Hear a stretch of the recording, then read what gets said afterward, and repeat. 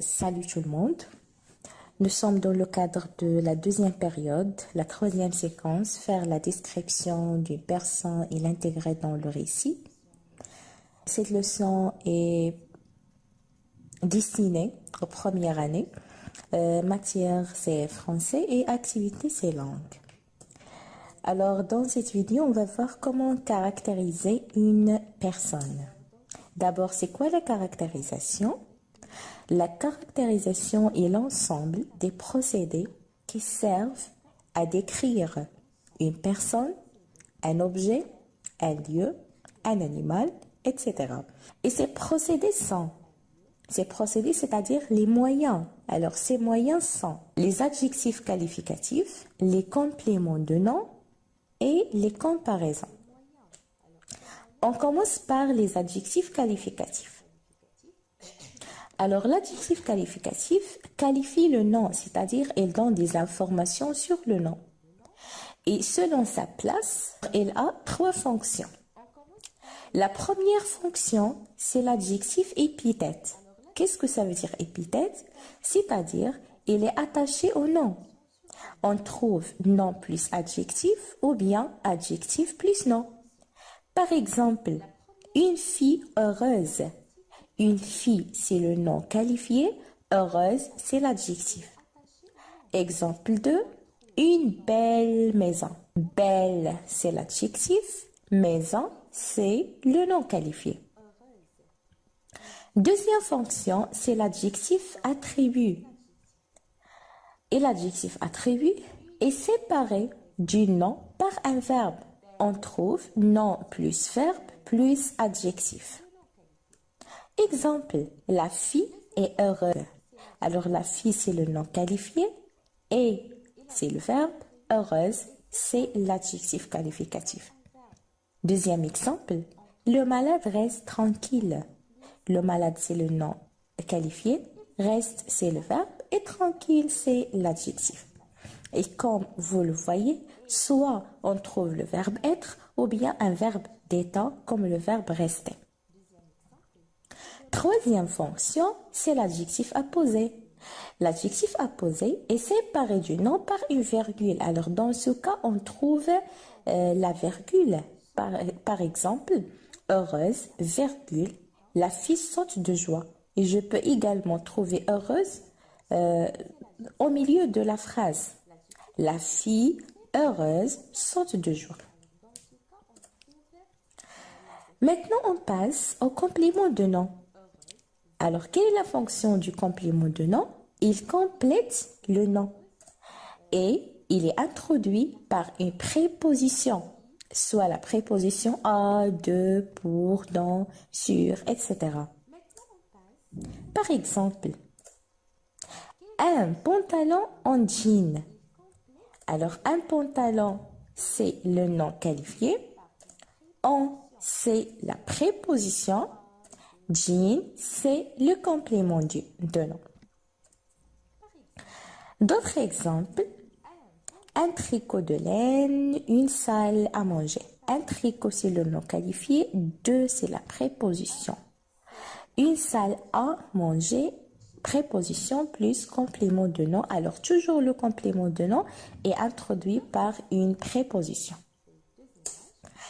Troisième procédé ou bien troisième moyen de caractérisation, c'est la comparaison. Et pour comprendre c'est quoi la comparaison, je vous donne deux exemples. Alors regardez bien cette première image. Que représente l'image? Elle représente des dents. Quelle est la couleur de ces dents? Elles sont blanches. Elles sont très blanches. Deuxième image, elle représente la neige. Et quelle est la couleur de la neige? Elle est blanche. Alors, le point commun entre les dents et la neige, c'est la couleur blanche. Alors, regardez bien la phrase. Ces dents étaient blanches comme la neige. C'est-à-dire, les dents et la neige, ils ont la même couleur, la couleur blanche. Regardez avec moi le deuxième exemple. Dans cette image, on voit un pantalon. Quelle est la couleur de ce pantalon? il est bleu. Deuxième image, on voit le ciel. Comment il est le ciel? Il est bleu également. Alors regardez la phrase. Son pantalon était bleu comme le ciel. C'est-à-dire ils ont la même couleur, la couleur bleue ou bien la couleur bleu ciel. Maintenant, on passe au portrait. Parce que si je veux décrire une personne ou bien si je veux caractériser une personne, je dois préciser ou bien je dois donner des informations sur 3 portraits.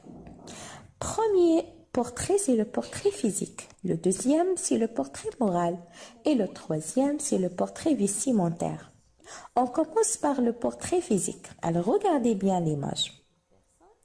Lorsque je pars sur le portrait physique, alors je pars sur le corps.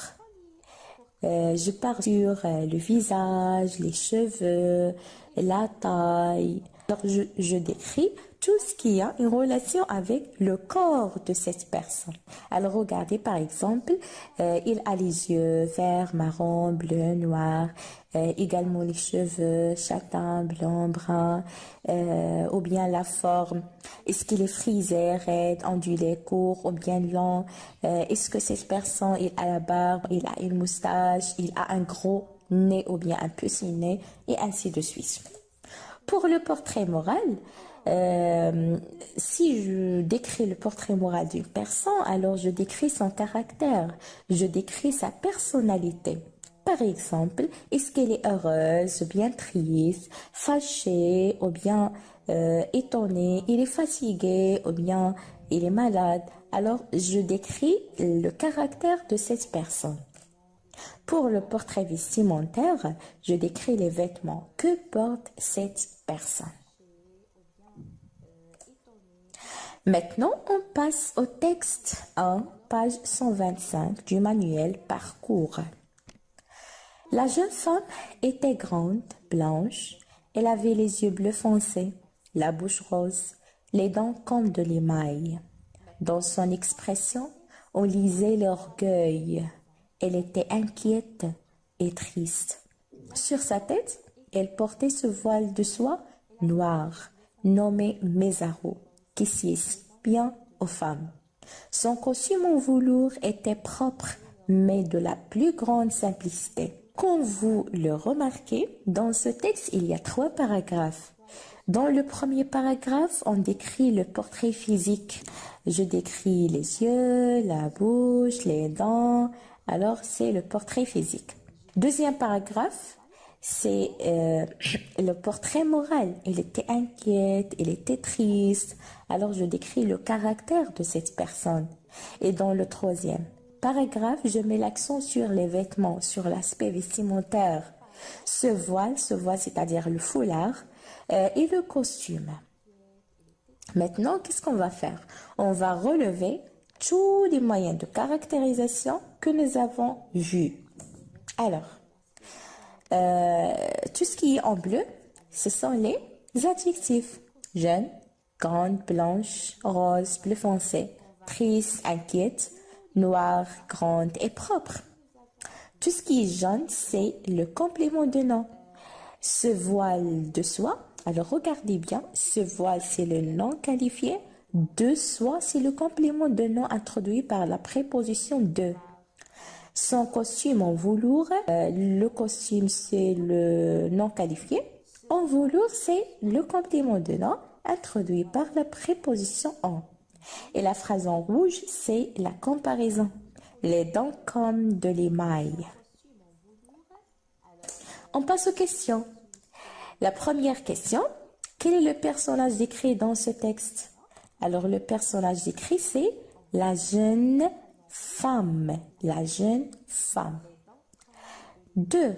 Je relis les caractérisants qui indiquent un portrait physique, un portrait moral et une tenue vestimentaire. Alors, pour le portrait physique, il y a grande, blanche, bleu foncé, rose, comme de l'émail. Et pour le portrait moral, inquiète et triste. Pour la tenue vestimentaire, de soie noire, en velours, propre. Je classe ces caractérisants selon qu'ils sont adjectifs, complément de nom, comparaison. Alors pour les adjectifs, il y a grande, blanche, bleu foncé, rose, inquiète, triste, noire et propre. Pour les compléments de nom, il y a de soie et en velours. Et pour la comparaison, il y a quand de l'émail. En guise de conclusion, pour caractériser le portrait physique ou bien le portrait moral ou vestimentaire d'une personne, je dois utiliser les moyens de caractérisation, les adjectifs qualificatifs, les compléments de nom et les comparaisons. Travail à domicile, faites les exercices page 126. Je m'entraîne et je réinvestis. Vous pouvez m'envoyer des réponses sous forme de commentaires sous la vidéo et je vous souhaite bonne chance.